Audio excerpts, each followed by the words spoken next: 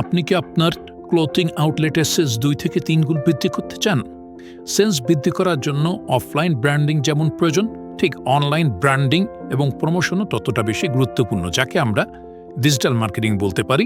ভাই, সোজা সাপটা কথায় আসি, আমরা ডিজিটাল মার্কেটিং করে একটা বিজনেস মেকানিজম সেট আপ করব শুধুমাত্র আপনার ব্যবসার জন্য, যাতে করে যারা উপযোগী কাস্টমার তারাই আপনার আউটলেট ভিজিট করে এবং প্রোডাক্ট ক্রয় করে।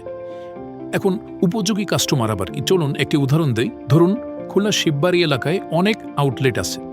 খুলনার সব মানুষ কিন্তু আউটলেট থেকে ক্লথিং আইটেম কিনে না, শুধু নির্দিষ্ট কিছু শ্রেণীর মানুষ আউটলেট থেকে প্রোডাক্ট কিনে।